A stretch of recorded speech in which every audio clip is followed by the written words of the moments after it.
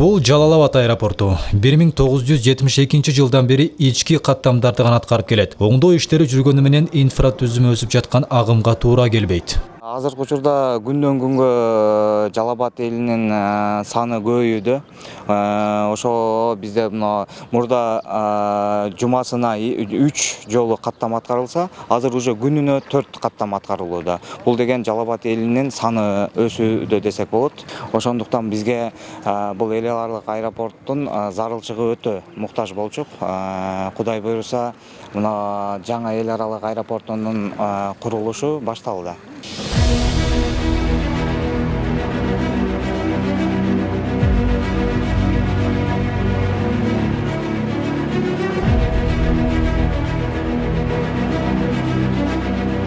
Мамлекет авиация тармагында эри реформаны баштады. Мына ушул багытта Жалал Абадта дүйнөлүк стандартка шайкеш инфратүзүмү өнүккөн, коопсуздук эрежелери толук сакталган жаңы эл аралык макамдагы аэропорттун курулушун баштады.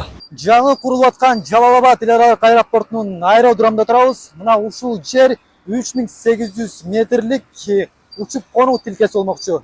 Тактап айтканда, мына ушул жерге учактар келип токтойт. Аэропорт негизинен 6 учакты батырууга ылайыкталган. Бүгүнкү күндө мына ушундай 40ка жакын кубаттуу техникалардын жардамында жумуш кызуу жүрүүдө.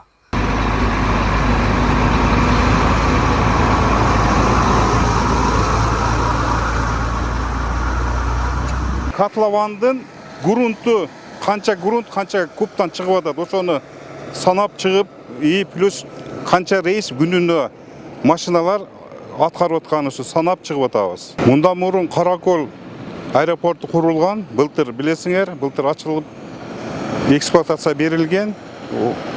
Быйыл эми ушу Жалал Абад аэропортун ушу Караколдо курган ишканага куруп атат. Аэропорт Сузак районундагы Багыш айыл аймагында 381 гектар аянтка курулууда. Учурда казуу иштери жүрүүдө. Бул аба майданды Кыргызстан өз каражатына курууда. Долбоордун башкы подрядчысы Атамекендик Кыргыз курулуш мамлекеттик ишканасы. Бул артыбызда биз казып аткан жер взлетно-посадочный полоса деп коет. Самолет учуп кона турчу жер да. Ошол жер непригодный грунту 1,5-2 метрге чейин казылып алынып, ошондой чыгып атат бизде азыр. И ушул эле жер бизде кайра насып болот. 7-8 метрге чейин көтөрүлөт. Эки четтери, крайлары 110 метрден оң жагы, 110 метр сол жагы лётный поле деп коет.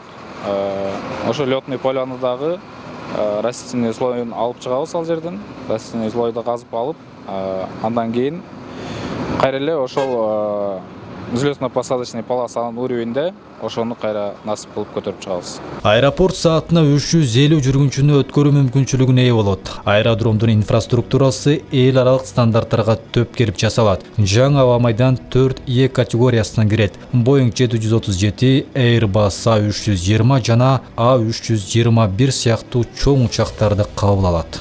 Эске сала кетсек, Жалал Абад эл аралык аэропортунун курулушу үстүбүздөгү жылдын 13 майында президент Садыр Жапаровдун катышуусунда курулушуна старт берилген.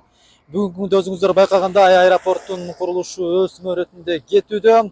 Жалпысынан куруу мөөнөтү 2 жылга созулуп, 2026 жылдын декабрь айында бүткөрөөрү мерченделген. Дөөлөт Канатбеков, Чыңгыз Абдыкадыров, Ала Тоо 24, Жалал Абад облусу.